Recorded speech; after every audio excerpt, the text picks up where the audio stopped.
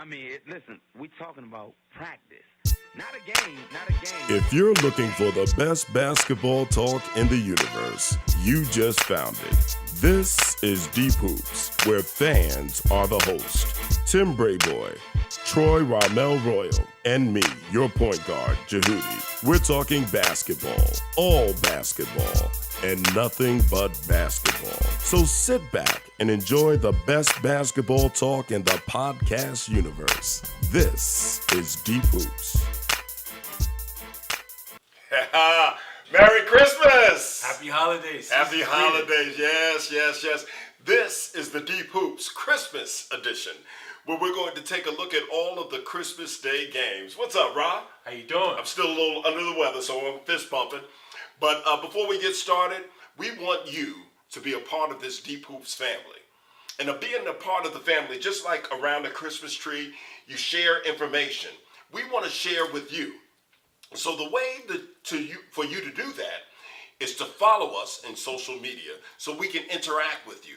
You can follow us, and it's going to be right here on Facebook, on YouTube, on Twitter, on Instagram. We're going to even come up with a Snapchat if I can ever figure it out. We'll come up. I'll have my daughter teach me how to Snapchat. But anyway, follow us. And also, we have a brand new email address. Yes, What's the email address? It's deephoopsinfo@gmail.com. That's where you could go. You could critique us, make comments, tell us you like us, tell us you hate us. I don't want to hear about the hate. Tell us. And, all feedback is welcome. Ideas, suggestions. If we said something that wasn't right and you want to correct us, by all means, give us your opinion. We love to hear from you. As we always say, we're not experts. We're just passionate fans, but we also want to speak for all fans. We want to be the voice for all fans. So come back to us. Let us know what you're thinking. But as we go into the Christmas Day show, we have to pay tribute to one of the greatest to ever play the game. And that is Kobe Bean Bryant. Have you ever heard of anyone having two numbers retired? He's the first player in NBA history to have two numbers retired by the same franchise. That's unbelievable. Unbelievable. And here's the thing. We were talking about it. This individual had Hall of Fame numbers under each number. Correct. Under 8 and under 24. 8 could go into the Hall of Fame, and then they could put 24, that Kobe Bryant, into the Hall of Fame. So, I mean, just quickly, thoughts on Kobe Bean Bryant. So, is it possible that he gets two statues with two different jersey numbers when he goes into the Hall of Fame for 2 years? Well, let's see, 3 years from now? I say yes. But I'm a Kobe fan. You're not a Kobe fan. What say you, Rob? I'm not a Kobe fan. He goes in the Hall of Fame easily. Probably the one statue. But I tell you, well-deserved honor last night. I don't know where he ranks among the greatest, but I'll say this. If I'm building a roster from the greatest players that I've seen play, unfortunately, he's got to come off the bench. But he's the backup two guard to Michael Jordan. He's on the squad. And Kobe Bryant he's missed right now. He's a tremendous player. And although he was kind of the son of Michael Jordan, I don't think we're going to see the son of Kobe. No. I don't see that. For my closing comments, I'm going to do my full tribute to Kobe. So all I'm going to say is, what a career. And Kobe Bean Bryant, if you get wind of this show and you watch it, thank you for entertaining me and the fans for 20 years of great NBA basketball excellence. Thank you very much. I agree with Magic Johnson. You're the greatest player in Laker history to put on the purple gold. Yeah, all right. Well, let's move to the first game on Ho Ho Ho Christmas Day. And now, They're starting with your team. The Philadelphia 76ers against the New York Knicks. What say you, Rob? Hey, I'm very intrigued by this matchup. Philly has been a thorn in the side for the Knicks the last couple of seasons, and they weren't always the better team.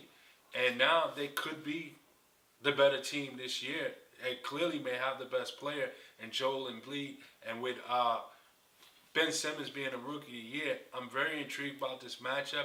I want to see from both teams, in fact, starting with Philly, I want to see how they're going to respond to a day like this. I mean, you know, this day, usually viewing is of a playoff type atmosphere. You know, you have everybody's gathered around. The masses is off. You know, you're watching the games and you're playing New York, which always generates interest. So I'm curious to see how Philly responds, and I definitely want to see what does KP. You know, KP and Joel Embiid may be the two best big men in the Eastern Conference. Yeah. And I want to see how KP responds against that. Enes Kanter, I want to see what he does against Joel Embiid. He's been a pleasant surprise for us. You know, so this, of course, as a Knicks fan, I watch, but I think that this is an outstanding matchup, and Beasley has been coming around lately. You know, he's had a 30-point game. All he does is score, but he's been passing, he's been defending. So I want to see this, and here's the thing. It could be an important game for both teams because if they should be tied, and you got to think about tiebreaker scenarios, you may want this win. Yeah. It's in the division, so you may want to get the best of this. So I look for this to be a quality game. I believe both teams will be up for it, up for the challenge. And New York usually plays well on Christmas. And the Stars is going to be out there, not only to support the Knicks, but because Embiid is in town, because Ben Simmons is in town. And this, I believe this is the first trip to the Garden this season. So it could be Ben Simmons' first game In New York. In New York. And there's always an emphasis on great players or potential great players when coming to New York. We just saw Lonzo Ball make his first appearance, and he did something that only one other player done in their Garden debut on opposing team, and that was score 15 points, have 5 rebounds and 5 assists. And if I ask you, do you know who did that prior to him? You may not know. Make it a trivia question. No, I'm giving the answer right away. Okay. It was Magic Johnson. Oh, really? So anytime you're in an elite company as Magic Johnson, I mean, so Lonzo Ball did something that no one else done other than Magic Johnson, and I can look for Ben Simmons to come there and try to do something even more than what Lonzo done. Is Hardaway playing? I seen Hardaway doing some little shooting drills. I think he's going to be missing. And Porzingis will be playing. Porzingis should be playing. I look for Porzingis to suit up Thursday night against the Boston Celtics. Okay. All right. Excellent. Who wins this game? New York. New York. Okay. Of course. All right. And my prediction on this game, the 76ers. All right, let's move on. So that's the 12 noon game. Yes, that's all right, on ESPN. Yes. And then we jump over to ABC for the game, not of the year, but the game that everyone is waiting for. Cleveland going out to Golden State. So we're going to see the teams that played in the championship last year. What say you about that game, Rob? Well, this is going to be very, very exciting to watch. I mean, unfortunately, I hate to say this, but it possibly could be a preview of a 4th straight final. And I'm hoping that's not the case. I'm hoping one of them get knocked off because I want to see some fresh blood, fresh teams. But it's going to be a great matchup.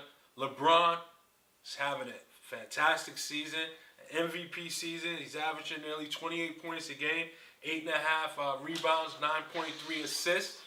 You also have Durant, who's also having an MVP season. So he's going to bring his A game, which he seems to do when he's playing against LeBron. So it should be a fun game to watch. Should be exciting to watch. Hopefully Curry is back. I'm not sure. Yeah, I was going to ask I'm about not sure that. what that's going to be like. But you still got Clay, and I believe that. Is Green going to be back? Yeah, Green should be there. Golden State is the only team right now that has 3 20-point-plus scorers on their team. So it should be fun. The bench is getting some quality minutes. So it should be a fun game to watch. I look for Golden State to win that game. It's in Golden State. I think that's a safe bet. It's a definite victory if Curry is playing, in my opinion. But I want to add to that. This is the first time that Wade is going to play in this series. Yes. And I think Wade is going to be up. Wade is always up for a Christmas Day game. Wade is definitely going to be up to go up against Golden State. This is a rematch, but it's a rematch, but Wade didn't participate in the other series. So he's going to be amped for this game. And Cleveland lost tonight to Milwaukee, probably looking ahead to what's going to happen. And I think this may have been the first game that Cleveland lost to a team that they feel is a Eastern Conference playoff team. So I'm going to go out on a limb. And you know I'm not a big LeBron fan, but I'm going out on a limb, and I'm saying that Cleveland is going to win this game. You know, you bring up D-Wade, and, you know, along with LeBron being an MVP candidate, D-Wade is probably number two on a six-man a year. Who's number one? Probably Eric Gordon. Okay. He's averaging an incredible 19 points a game off the bench. So the thing is this, D-Wade could be a factor, but you know what? Depending on what lineup Cleveland throws out there, you can always put Andre Iguodala on D-Wade to try to slow him down. You know, I don't think D-Wade has the advantages against Golden State as he has on most teams on most nights where their second-string player can't guard him. Mm-hmm. But they have somebody that can guard him. Andre Iguodala. I think Sean Livingston can make it difficult for him. So it should be a fun game to watch. I got Golden State. And you know, it's funny. Wade has that ability to every so often go into the fountain of youth. Yes. And if there's any game that he's going to tap into that fountain of youth, I think it's going to be that game. I think we're going to see Wade. We're going to see a flashback. We talked about in the last show, Back to the Future. I think Wade is going to take us back to the future. Well, here's the thing. I think Wade does a fantastic job in what he's doing right now. Right now, he's averaging, I want to say it's 11 and a half points a game, just over 4 assists a game. And he's doing that in about 24 minutes a game. So that's Wade's numbers if you give it 48 minutes. Mm-hmm.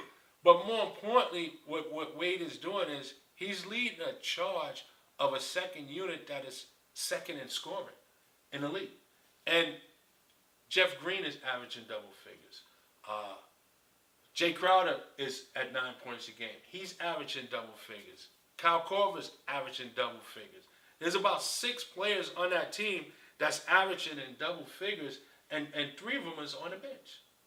So he's leading that charge off the bench. So if he stays the course on that route, opposed to going back to the fountain of youth and maybe just being who you're kind of describing, that might hurt them. Well, no, when I say back to the fountain of youth, I just think that in the minutes that he's going to be given, he's going to be Dwayne Wade. He's going to facilitate, he's going to score, he's going to do all of the things, and he's going to be in the game at the end of the game, and I think it's going to be a close game at the end. I don't see a blowout. No, I don't see a blowout, but so you are predicting we're going to see the return of Flash. Maybe Dash. Maybe Dash. I don't think he's going to be Flash, but maybe he'll dash. But you're right about that. Every so often, D-Wade has maybe 1 out of every 6-7 games. He looks like the old Miami D-Wade. And you know what? If I'm Tyronn Lue, maybe I rest him before that. I would not doubt it. Yeah, maybe. I mean, I think that may be what happens. So we just wrapped up the marquee game for Christmas. Yeah. Now, I just want to say this. I'm a little ticked off that the NFL is going to have games. No, they will not have no games. Yes, they will. They have a 4:30 game and an 8:30 game. On Monday? Yes. Yes, they have 2 games. I have to look into that. Yeah, they have 2 games. That won't be right. It's not right. It's not right, but that's okay. Anyway, back to the NBA. So the 5:30 game, is that on ABC as well? I believe it's ESPN. That's on ESPN. So it goes back to ESPN because of the NFL. But anyway, that's Washington at Boston. What do you think about that game, that matchup? Well, again, I don't want to keep using the same word, intriguing, but this is an intriguing matchup because if there's any rivalry that has some hatred attached to it in the NBA, this is it. I mean, you got teams that's showing up to the games dressed in all black, talking about they're going to a funeral. I mean, there's some real hatred going on here. So this one here could be a very interesting game. You have perhaps the best, one of the top backcourts in the game, and Beal and John Wall, that averages over 13 assists a game or 12 assists a game, over 43 points a game. You have an MVP candidate in Kyrie Irving. You have a Rookie of the Year candidate in Jason Tatum. You also have a Most Improved Player candidate in Jaylen Brown. And quiet is kept, Minister. I don't know if you realize this, but Al Horford is having an all-star campaign. I mean, he's probably been very consistent. He's averaging over 14 points a game. He's leads the team in assists with, I think it is 7 assists a game, something like that. Yeah, 5.5 assists a game, 8 rebounds a game. So he's having a nice little campaign this season. This is going to be a good matchup. It should be. And, you know, Wall always feels he plays with a chip on his shoulder, especially when he goes up against another premier point guard. Yes. And he wants to show that he's the man. But, you know, Wall, you're a good guy, but you're not Kyrie. So, who do you pick? I'm going with Boston. I really think that Boston, home court is going to help. I think that Wall and Beal, who doesn't really get a chance to play on Christmas Day, I think they're going to be too anxious, and they're going to want to make a statement. The game is in Boston, and I think that Brad Stevens will have this team ready to go. And not that Scott Brooks won't have them ready to go, but I just think Boston wins, and I think they pull it out to about a 12-point game. Wow. Yeah. Wow. I agree that Boston, this is the first game that we agree on. Mm-hmm. And it seems like I've taken, except for here, I've taken all the road teams, and you've taken every single one of the home teams. Yeah. Yeah. So, now, we talked about the Golden State, Cleveland matchup. I think the matchup of the day could possibly be the Houston Rockets going to the OKC Thunder. Now, you said something in our production meeting, and I know that's where you're going to go with it. So talk about that game and what that game means for both teams. Well, to me, of all the games on Christmas, this game has the most importance. I really do. And I'm not saying it from a Houston standpoint. By the way, as we speak right now, Houston is 14-0 in the return of Chris Paul. I didn't see that coming. Yeah, you did. Yeah. I didn't think that him and James Harden could coexist. James Harden is clearly an MVP candidate. He leads the league in scoring at 31 a game. He's averaging over 9 assists a game. Chris Paul is averaging over 9 assists a game. Chris Paul's averaging 18 points a game. You got Eric Gordon averaging 19 points a game. Off the bench. Off the bench. He has done some starting in the absence of Chris Paul. But Houston is rolling. If they lose, it's no harm to them. Unless for some reason it just goes into a tailspin. But I think this game is significant for OKC. And the reason why I say that, whether some may agree and some may disagree, but I think it's significant for OKC because this is the type of team that if they beat you, they could demoralize you. Yes, they can. And OKC cannot suffer a demoralizing loss. They need to win on Christmas. Right. When everybody's watching, Everybody's wondering. They're going to be hoping that they're watching football. Everybody's wondering if and when OKC is going to turn it around. You know, I mentioned something earlier to you in the production meeting. You know, when we did our last show, OKC was 10 in their last 10 games was 5-5, but in their last 5 games was 4-1. Since then, they're 3-2 in their last 5 games. So in clips of 5 in the last 10 games, they've been on the positive side, on the plus side. They're finally at 500 going into today. Would a Christmas win in Houston at home now turn this team around? Or if they should get blown out and embarrassed on their home court, do they go into the new year filling offers for Paul George? I'll tell you this. So between now and Christmas, I was just looking it up, and I'm doing it on the fly. I'm not sure if I have it accurate. But between now and Christmas, Houston should get 2 more wins. They play the Lakers and the Clippers. They should get 2 more wins. And so where are they at now? 14-0? 14-0. So they should go into that game 16-0. Well, and that would be the longest streak of the season. That would top Boston and Cleveland. I hope that's the scenario. Yes. And I hope, Billy Donovan, I'm going to do it again. Last time I did it, it worked. Billy Donovan, I'm challenging you. If you are going to continue to coach this team, you better coach them up for this game, and you better show the world that you're ready for playoff basketball. Already, this early in the season, you better show them that you're ready for playoff basketball, because this is the game. All eyes are going to be on you, except for the few people that are watching NFL. But this is Christmas, and it's the NBA, so all eyes are going to be on you. What are you going to do, Billy Donovan? What are you going to do? Who do you have? I got Houston by 25. I got OKC. All right, so you have Houston. So you picked the first row team. Yeah, I'm going with Houston. 25 is just being a bit funny, but I really don't see this game being close.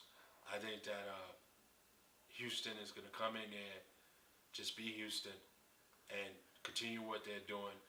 They're actually, believe it or not, under D'Antoni, I thought I would never say this, they're actually one of the better defensive teams in the league. Come on, man. Come on. Bite your tongue. That doesn't even sound right, those two together, right? It's an oxymoron. I mean, we always knew Trevor Ariza was a good defender. Right. P.J. Tucker has brought some toughness over there. Capella is just playing like he's just like a baby Olajuwon somewhat, you know. And it's contagious over there. And you know, Chris Paul does play a bit defense, so it's a solid team, and I have them winning easily on the road.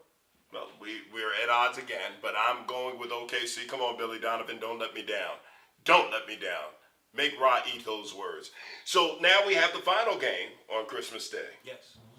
And you knew the NBA was going to get Lonzo Ball on Christmas. Sure. Yeah, I mean, you knew that.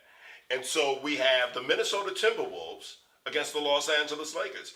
And that could be a pretty interesting matchup. Yes, I actually like the matchup, and I'm raw, destroy that stirs the drink. I'm going to go a little deep on this one. But we could be watching a possible Western Conference Finals in 5 years. I think that both teams are set up nicely, that they have some young players that just needs to grow and mature. And 4 to 5 years from now, are we going to be looking at the same Golden State team? Is Houston going to be the same team 4 or 5 years from now? Is San Antonio, do they have the pieces in place to go along with Kawhi? They seem like they have it to go forever. It just seems like they go forever. But really, right. I mean, what other young team in the West that's better set up than those two teams? Than the Lakers and Minnesota. And if they just grow, mature, maybe a piece here, a player here, in 5 years, we could be looking at a possible Western Conference Final. So I'm very Excited to watch this, and I want to see what they do on national televised. This is going to be the first time, I believe, Andrew Wiggins and Karl Anthony Towns is going to be in a situation like this. Yeah. And Karl Anthony Towns is having another sensational year, but nothing that just jumps out at you. Andrew Wiggins, the fact that he was supposed to be maybe the next this or possible this, and it seems like other young players are getting his shine. Would he allow Lonzo Ball to shine, or just let his name be over there? Is he going to take a backseat to Kuzma, who right now is on my All NBA first rookie team? And I mean, Kuzma is a problem. Kuzma is going to be something. The only problem that Kuzma have right now is he's going to be a starter in this league, but where do you play him at? Mm-hmm. Is he a power forward? Power forward. Is he a small forward? But in this new NBA, he can do that. Well, he can do that. Here's the thing: if somehow or another the Los Angeles Lakers continue their track record on acquiring a marquee center, such as a DeMarcus Cousins, then he can fill the shoes there. Right. But if you have just some half a center guy, then maybe he can't be enough. So it's some concerns there. But at the end of the day, he's having a sensational rookie campaign. He's on my all-rookie team. But this game is really, really, really going to be exciting to watch. And down the line, I think this could be a possible Western Conference Finals. Down the road, it could be. Who do you pick?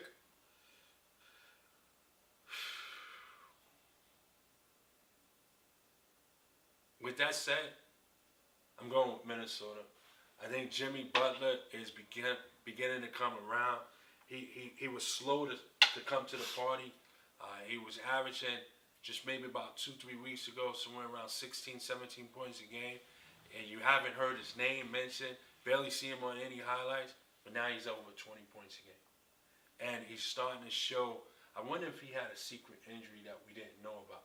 But now he's showing some of the flashes of the Chicago Bulls, and I'm looking for this Minnesota team now to hit their stride and not only be a playoff team, but solidify a top 4 seed. And of course, I'm going to disagree with you. And I'm going with those Los Angeles Lakers. And I just think, and I'm not just saying it for, to hype it up or anything or to be in opposition with you, but I just think on Christmas in Los Angeles, all eyes on them, we're going to see glimpses of what we're going to see in the future. And they've been showing that in games. I mean, they played Cleveland tight. I mean, they've been showing that and giving us a glimpse of what the future could look like. And I think we're going to see another glimpse on Christmas Day. And the thing about the Lakers, they're a lot like Philly. Mm-hmm. They've been in a lot of games, down the wire. Don't know how to close. But just can't close. Mm-hmm. And unlike Philly don't have the point guard, I think, to help close them. But in the case with the Lakers, I have to bring this up again. I have to question, is Luke Walton coaching to win games or coaching to evaluate his team? Well, on Christmas Day, he's going to be coaching to win. He needs to coach. He's going to coach to win. I think right now with this team, it's not a bad thing to evaluate and see what you have. You're not winning a title. Mm-hmm. You're still putting an entertaining brand on the court, and you're trying to plan for the future. So if he is coaching to evaluate and see what they have in the future, I'm not going to, go up against him on that. But I will say on Christmas Day, if he's doing it at any other time, on Christmas Day he's going to be coaching to win. Well, I believe at 10-18 the Lakers are right now as we speak. I think they should be easily 13-15 or 14-14. Yeah. I think that they missed the opportunity on 3 to 4 extra victories. I think that the Lakers should be closer to a playoff spot than where they are right now. Maybe they don't want to be a playoff team. Well, without a draft pick, why wouldn't you? Who knows what Magic Right. Johnson is thinking? And I in think Palenka. he's looking at evaluating Right. and to see who's a keeper and who we don't. But don't they have a draft pick? No. They don't. Okay. All right. Well, let's wrap it up. What are your closing comments, Rob? Well, my closing comments is going to center around a ball player, but I'm directing my closing comments to some of my friends, co-workers, and the NBA pundits out there that continues to utter some of the ridiculous words that Lonzo Ball is a bust.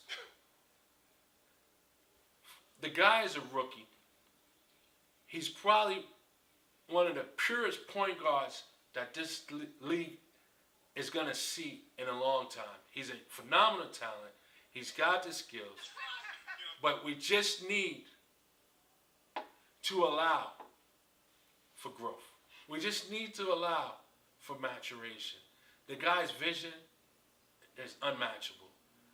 His court awareness is incredible. Does he lack aggressiveness? Sure. Is he a bit passive? Sure. That's the only knock on him. Once he realizes that he's in a league with point guards, take it to the teeth of the defense to create and open up for everyone else, he's going to be a solid player.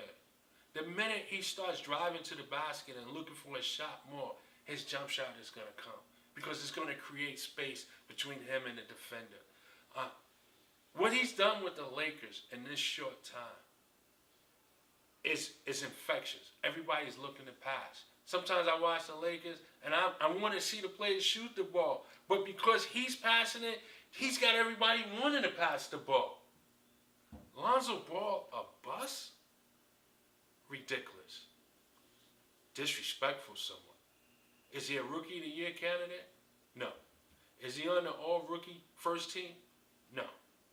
Is he on the second team? Absolutely. Does he have a bright career? Yes, he does. Is he going to be a star in this league? Absolutely. Will he be one of the great ones to play this game? If I was a betting man, I'm betting on him. He has the talent. He has the tools.